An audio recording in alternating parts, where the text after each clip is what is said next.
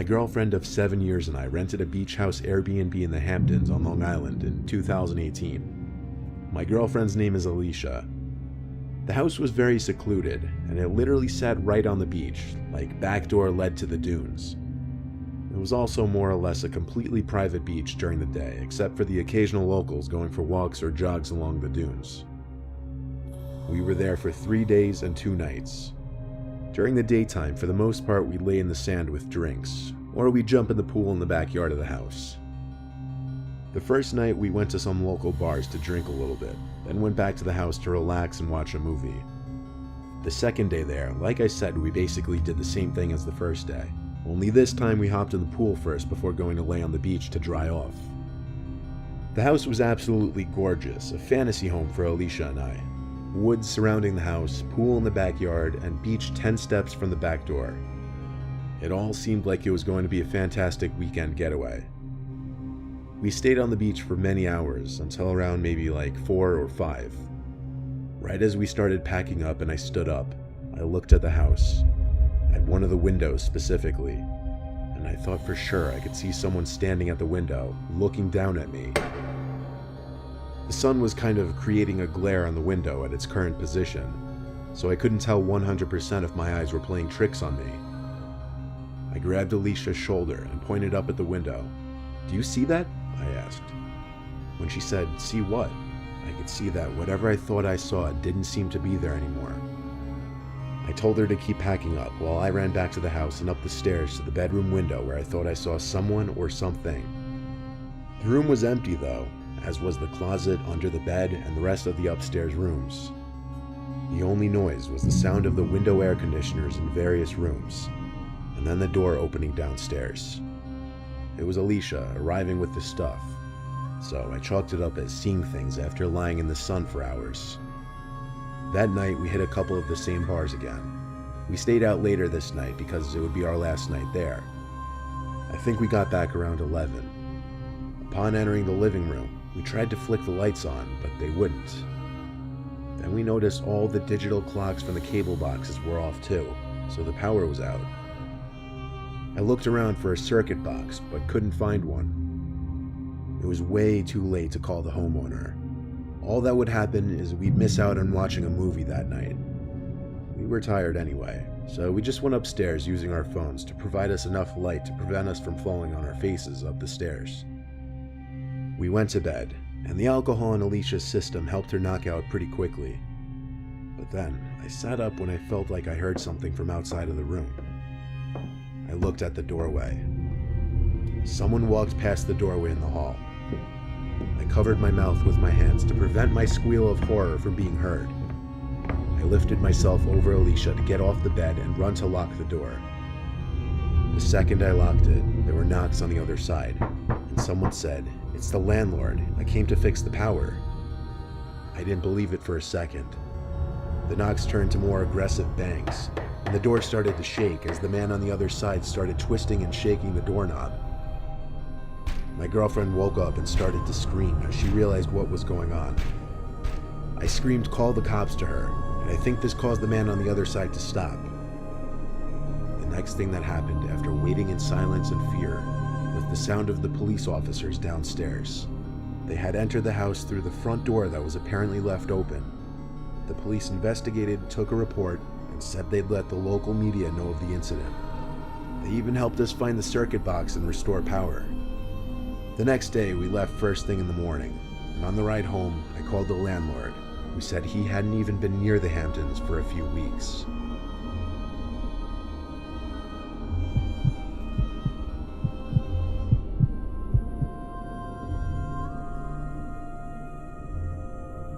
The story I'm going to be telling you took place around 4 years ago as of today.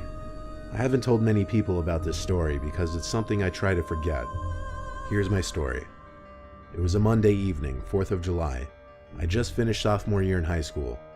I was invited to a few 4th of July parties. My parents grounded me a few days prior, so I couldn't go to any of them. However, I live in a neighborhood that's very connected, so my neighbors had a party outside in the cul-de-sac. My parents forced me to come outside for it. I'm not extremely awkward or anything, but I hate talking to older adults because I never know what to talk about. Luckily, I had a friend named Eli who lived in the same area, so I called him up and we hung out at the party. After a few minutes at the party, we got extremely bored.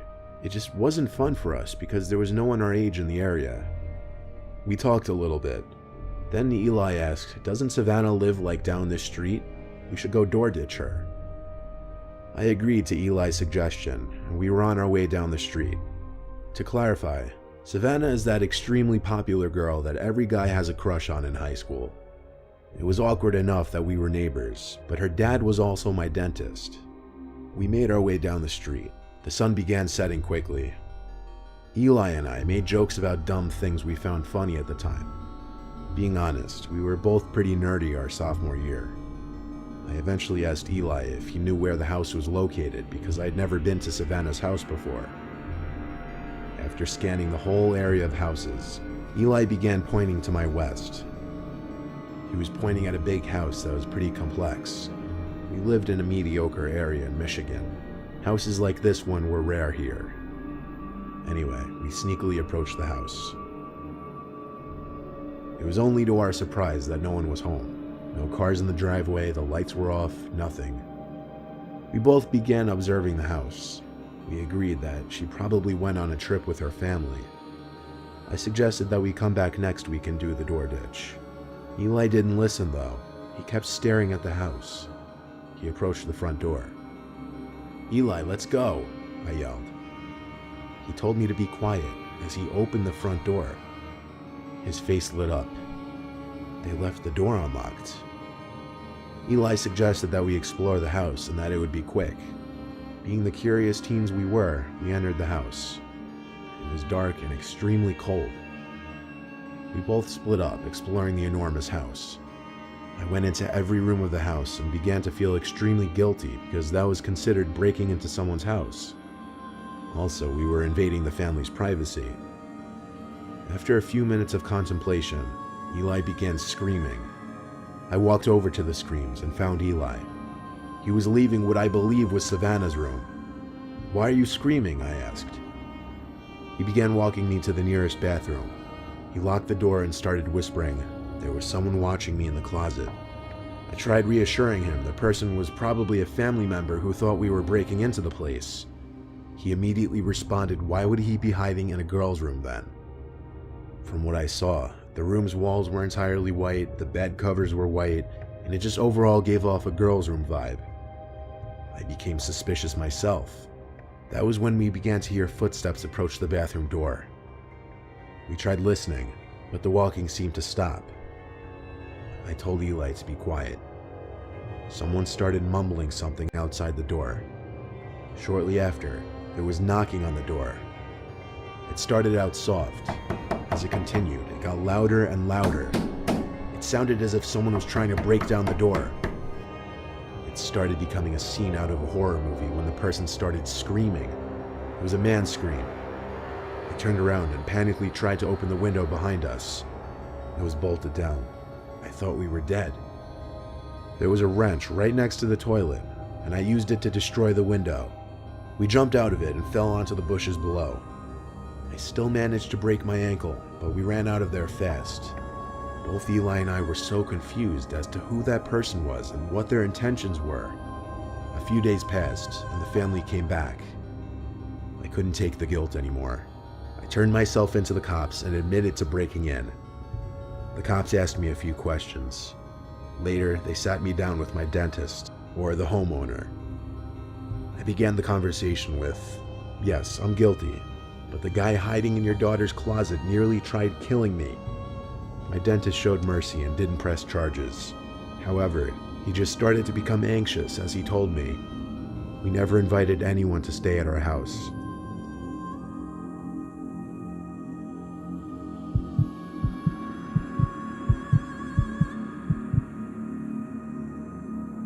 I used to work at this small sleepaway camp as a counselor.